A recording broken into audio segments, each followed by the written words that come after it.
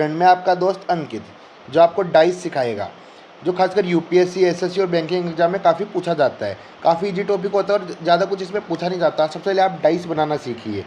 तो डाइस बनाने के लिए अपन क्या करेंगे, ध्यान से देखिए स्टूडेंट्स। अब ये डाइस बन गया। अब यहाँ पे कुछ भी आपको नंबरिंग भी दे सकते हैं, अल्फ़ाबेटिकल ऑर्डर भी दे सकते हैं। अब लाइक पूछ लेंगे एग्जाम में, क्वेश्चन क्या पूछेगा कि भैया ए का ऑपोजिट बताइए। ये तो मैंने एक डाइस बनाया, ऐसा एक और डाइस बनाना पड़ेगा अपने को। तो अपन स्टार्ट करते हैं आगे। तो डाइस के दो टाइप के डाइस होते हैं, standard dice and non standard dice. सबसे पहले हम देखेंगे स्टैंडर्ड डाइस, जो सबसे आसान होता है। तो स्टैंडर्ड डाइस अपन बनाते हैं।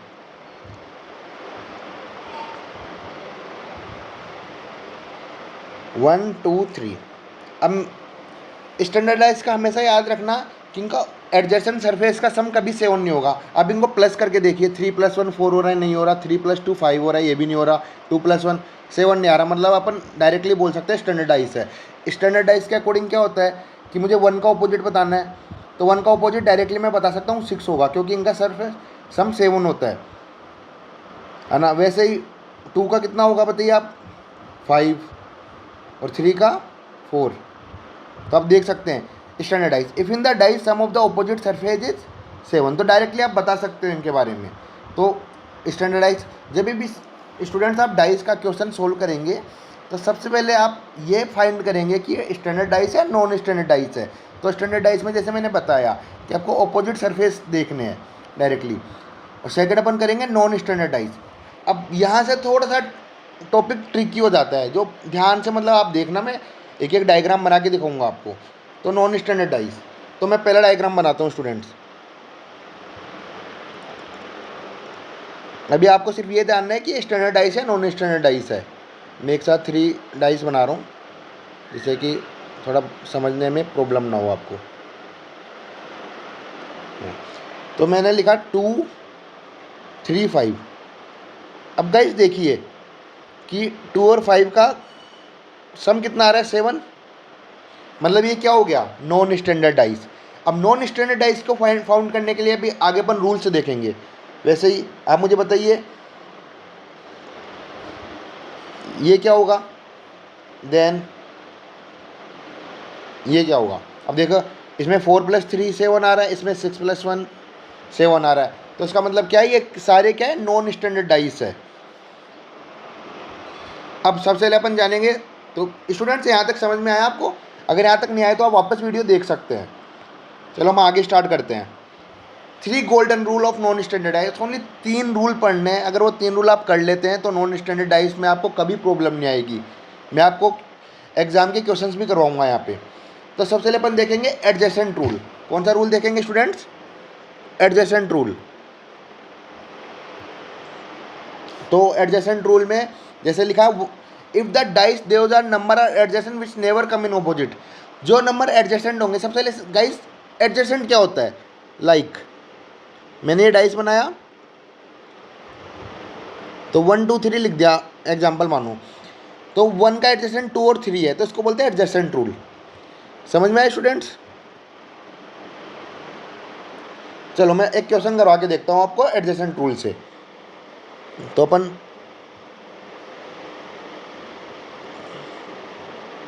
ये थोड़ा सा कलर सही नहीं है, अब देखते हैं।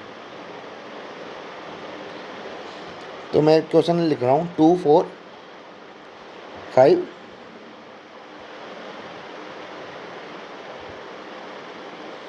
3 6 4। अब क्वेश्चन है आपके पास ऑपोजिट ऑफ 4 बताना है आपको। तो कोई करना चाहेगा स्टूडेंट आप में से? आप वीडियो पॉज करके इसको सोल्व कर सकते हो, देन आंसर मैच कर लेना। तो सबसे पहले अब मुझे बताना है इसमें कि 4 का ऑपोजिट क्या है। तो मुझे दोनों डायग्राम में 4 नंबर दिख रहे हैं, तो मैं 4 लिख लेता हूँ। अब 4 के साथ जितने भी एडजेसेंट नंबर आ रहे हैं वो कभी भी ऑपोजिट नहीं होंगे। तो 4 के साथ क्या क्या आ रहा है इस वाले डायग्राम से देखिए, 2 और 5, 3 और 6। तो जाहिर सी बात है 4 के ऑपोजिट 2 5 3 6 नहीं हो सकते। तो कौन सा नंबर बच गया गाइस? 1। तो 4 का ऑपोजिट क्या होगा? 1। गाइस समझ में आया? चलो मैं एक और क्वेश्चन करवाता हूँ, क्वेश्चन नंबर 2।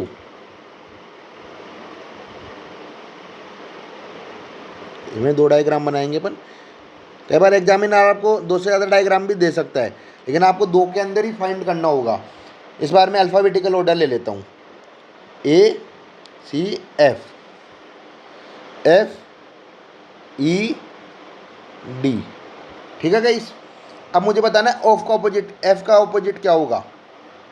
तो वही सोल्व करना चाहोगे स्टूडेंट्स? चलो आप वीडियो पॉज करके इसे सोल्व करिए, बाकी आप आंसर मैच करना ज़रूर। तो जैसे मैंने रूल बताया, एफ के जितने भी एडजेसेंट है वो नोट डाउन कर लो आप। एफ के एडजेसेंट क्या क्या रहे, ए सी ई और डी। तो कौन सा अल्फ़ाबेट रह गया? Right answer B. तो एफ का ऑपोजिट क्या हो गया स्टूडेंट्स? बी। समझ में आया? लेकिन हमेशा आपको सबसे पहले ये देखना है कि इनका सम 7 हो रहा है, तभी ये नॉन स्टैंडर्ड हो गया। आप देख सकते हो 3 4 यहाँ पे भी 7 हो रहा है। अब अल्फ़ाबेटिकल ऑर्डर में तो देखो समझ नहीं आएगा, तो ज़्यादातर अल्फ़ाबेटिकल ऑर्डर पर नॉन स्टैंडर्डाइज में ही काउंट करते हैं। चलो एक क्वेश्चन मैं आपको होमवर्क के लिए दे रहा हूँ, आप कमेंट में आंसर बताइए।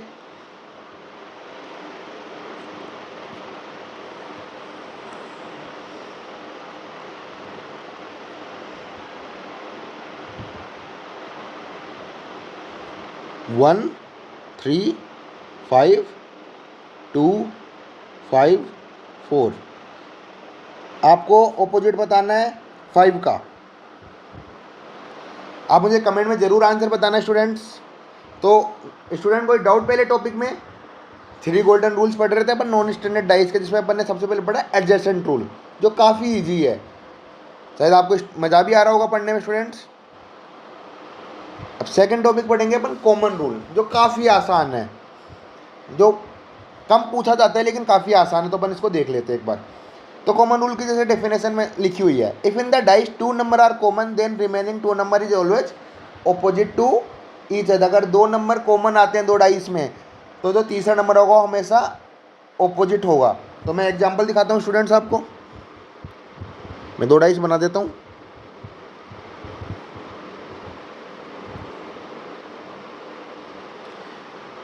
फोर 3 5 3 6 5 3 6 5। अब स्टूडेंट्स आप देखिए, इसमें 2 नंबर कॉमन आ रहे हैं, 3 5 3 5। तो जाहिर सी बात है 4 का ऑपोजिट क्या होगा यहाँ पे डायरेक्टली? 6। और इसमें हमेशा कॉमन रूल तब लगेगा जब 2 नंबर सेम होंगे दोनों डाइस के अंदर, तो डायरेक्टली तीसरे नंबर एक दूसरे के ऑपोजिट हो जाएंगे। चलो एक क्वेश्चन मैं आपको और करवाता हूँ इसका।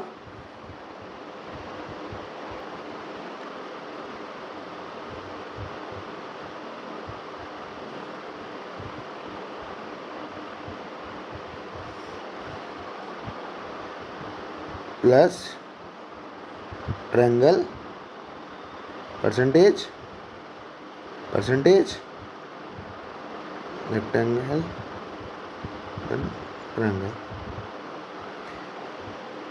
चलो गाइस इसका आंसर बताओ आप लोग जब तक मैं सोल्व करता हूँ इसे।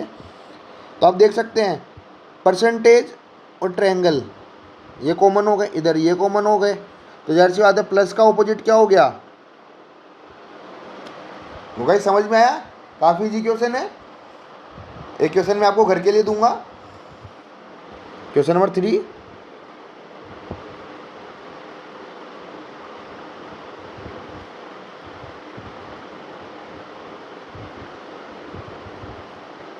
टू 3 5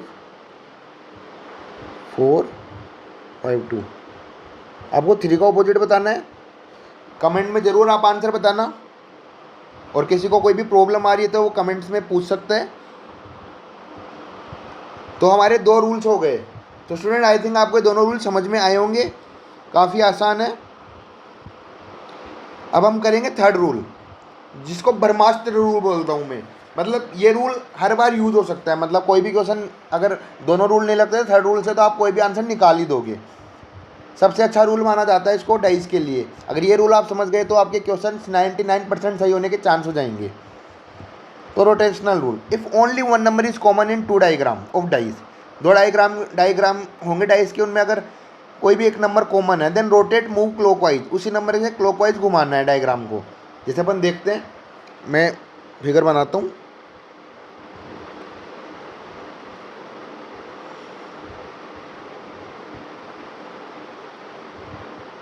एक सेकंड गाइस।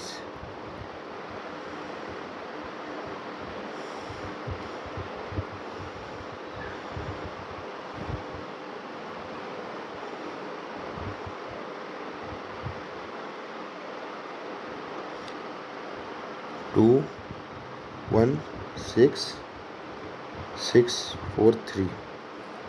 चलो अब मुझे इसमें 1 का ऑपोजिट बताना है क्या होगा। अब मैंने क्या बोला कि कोई भी नंबर जो कॉमन दोनों में, कौन सा नंबर आपको कॉमन नजर आ रहा है? तो 6 नंबर दोनों में कॉमन है, तो 6 से क्लॉकवाइज घुमा दो। सबसे पहले डायग्राम में 6 के बाद लिखेंगे 1 और 2, देन नीचे अगेन लिखो 6 3 4, क्लॉकवाइज घुमा दिया। अब देखो 1 का ऑपोजिट 3 है, 2 का 4 अपने को पता है, तो डायरेक्टली 1 का ऑपोजिट 3 आ गया, आंसर क्या हो गया 3। समझ में आएगा इस? चलो एक और क्वेश्चन करते हैं अपन इसका।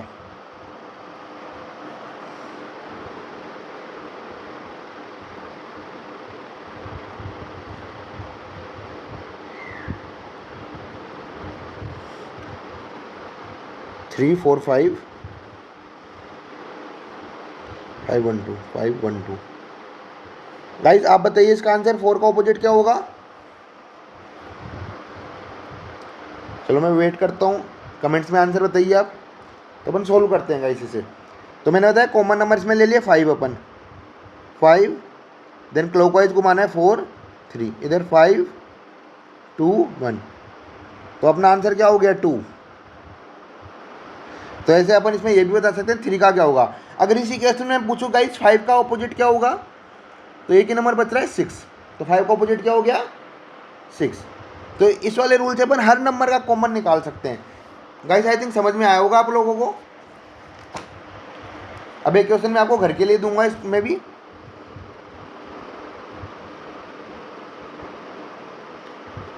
ये अल्फाबेटिकल वाला है ACF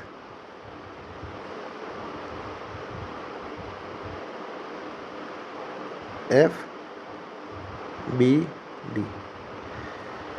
ए का ऑपोजिट बताना है आपको इसमें। ये घर के लिए होमवर्क आपका, मुझे कमेंट्स में बताना आप आंसर। अब गाइस कुछ रूल्स देख लेते हैं अपन। अब जैसे मैंने बताया था, if examiner ask opposite to common number, अगर कॉमन नंबर का कोई भी क्वेश्चन पूछेगा एग्जामिनर, तो अपन को कौन सा रूल यूज करना है? First rule. और ये होमवर्क आपके लिए कि आप मुझे इस टाइप के क्वेश्चंस करके दिखाएंगे। Sorry guys, homework.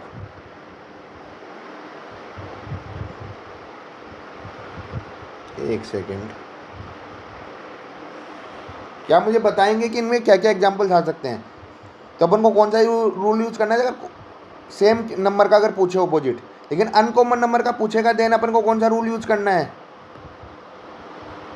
अपने को देन थर्ड रूल यूज करना है। गाइस समझ में आया? अब कुछ क्वेश्चन मैं होमवर्क के लिए दे रहा हूँ आपको, तो आप मुझे इनका आंसर बताना।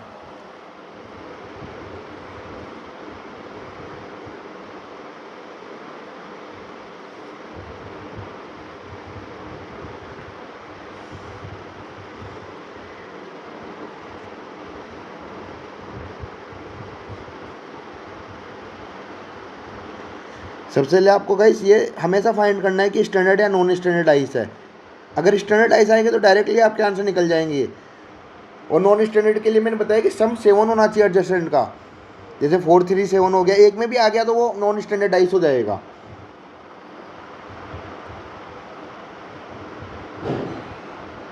तो ये 2 क्वेश्चन आप होमवर्क के रूप में करना और मुझे कमेंट्स में आंसर बताना। होप सो गाइस आपको ये वीडियो पसंद आई होगी। पसंद आए तो लाइक कमेंट सब्सक्राइब कर देना और इस चैनल को सब्सक्राइब करना मत भूलना। Thank you students.